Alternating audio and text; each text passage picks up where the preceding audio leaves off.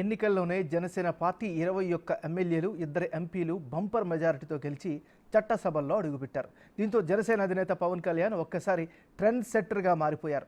పవన్ కళ్యాణ్ గెలుపుతో కొండగట్టు ఆంజనేయ స్వామి పేరు మరోసారి చర్చకు వచ్చింది. ఒక పవన్ కళ్యాణ్కే కాదు, కొణిదెల ఫ్యామిలీకి కొండగట్టు ఆంజన్న అంటే అమితమైన భక్తి. ఆంజనేయ స్వామిని ఇష్టంగా కొలుస్తారు ఆ కుటుంబ సభ్యులు. అందుకు ఓ కారణం ఉంది. 2009 ఎన్నికల ప్రచారంలో పవన్ కళ్యాణ్కు కొండగట్టు సమీపంలో ప్రమాదం తప్పింది. హైటెన్షన్ వైర్లు పడడం అప్పట్లో తీవ్ర కలకలం రేపింది. అప్పటి నుంచి కొండగట్టు అంజన్నను పవన్ కళ్యాణ్ ఇలవేలుపుగా ఆరాధిస్తున్నారు. ఏ మంచి పని చేసినా ముందుగా కొండగట్టు వెళుతుంటారు.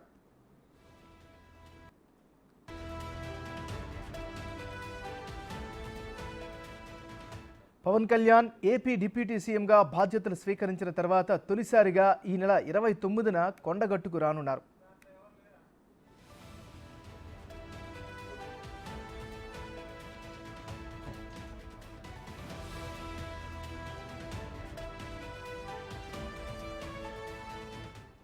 గత ఎన్నికల్లో ప్రచారం కోసం పవన్ కళ్యాణ్ వారాహి అనే ప్రత్యేక వాహనాన్ని ఉపయోగించారు.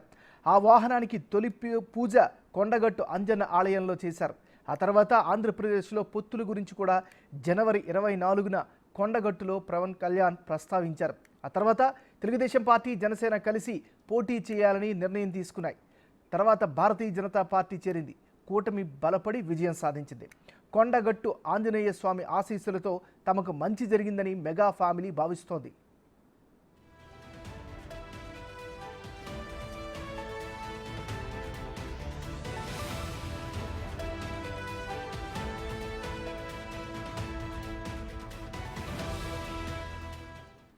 రెండు 2019లో 2 చోట్ల పోటీ చేసినప్పటికీ పవన్ కళ్యాణ్ గెలవలేదు. ఈసారి పిఠాపురం నుంచి బరిలోకి దిగి భారీ మెజారిటీతో విజయం సాధించారు.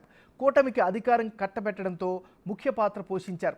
అందులో పవన్ కళ్యాణ్ మొదటిసారికే డిప్యూటీ సీఎం పదవి వరించింది. అందుకోసం ఆయన ముందు కొండగట్టు ఆంజనేయ స్వామి ఆశీస్సులు తీసుకున్నారు. ఇష్టదైవంగా భావించే జనసేనాని రెండవసారి కొండగట్టుకు వచ్చి తన వాహనం వారాహికి ప్రత్యేక పూజలు చేయించారు. ఆ తర్వాత ప్రచారానికి శ్రీకారం చుట్టారు.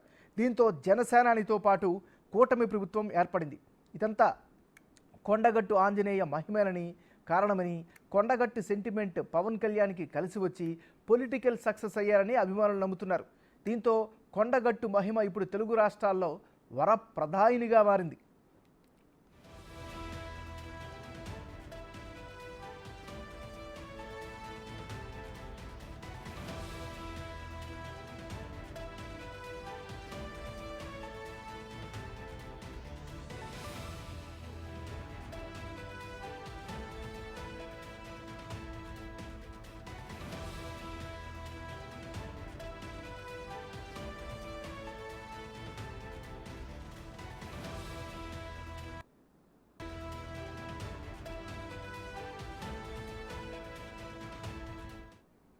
ఇక ఇదే అంశానికి సంబంధించి మరింత తాజా సమాచారాన్ని మా రిపోర్టర్ శ్రీనివాస్ అందిస్తారు.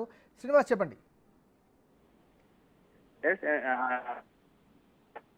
జనసేన పార్టీ ఆవిర్భావం తర్వాత ఇటు ఆంధ్ర రాష్ట్రం లోపల జనసేన ఇటు పోటీ చేసినటువంటి అన్ని స్థానాల్లో గెలిచి ఇప్పుడు ఉప ముఖ్యమంత్రి కావడంతో మరొకసారి కొండగట్టు అంజన్నను ఇష్టదైవంగా భావించేటువంటి పవన్ కళ్యాణ్ గతం లోపల కూడా ఇటు కొండగట్టు ఏదైతే ప్రజారాజ్యం పార్టీ లో యువరాజ్యం పార్టీ తరఫున వచ్చేటప్పుడు అతనికి ఒక చిన్న గాయం అవ్వడం జరిగింది. ఆ గాయంతో తాను కొండగట్టు అంజన్న ఆశీస్సులతోనే బయటపడ్డానని చెప్పి అప్పంచెల్లి కొండగట్టు ఏ కార్యక్రమం మొదలు పెట్టినా కానీ కొండగట్టు అంజన్న నుంచే ప్రచారం మొదలు పెడుతూ ఉంటారు. తనకు ఆ ప్రచార రథం వారాహి వాహనం కూడా ఇక్కడ ప్రత్యేకించి కొండగట్టుకు వచ్చి పూజలు కూడా చేసుకోవడం జరిగింది. ఇప్పుడు ఆ వారాహి వాహనం తన ప్రచారం కల్పించినటువంటి నేపథ్యం లోపల ఇప్పుడు అధికారంలోకి వచ్చి ఇప్పుడు ఉప ముఖ్యమంత్రి కావడంతో పాటుగా ఇటు కేంద్రం లోపల కూడా కీలక పాత్ర పోషిస్తున్నటువంటి నేపథ్యం లోపల మరొకసారి తన ఇష్టదైవమైనటువంటి కొండగట్టును వచ్చి ఇక్కడ కొండగట్టు అంజన్న యొక్క ఆశీస్సులు తీసుకునేటువంటి అవకాశం ఉంది. ఈ నెల 29 నాడుగా కొండగట్టు వచ్చేటువంటి అవకాశం ఉన్నట్టుగా అయితే తెలుస్తుంది. రైట్, మరి అభిమానులు ఏమంటున్నారు, స్థానికులు ఏమంటున్నారు?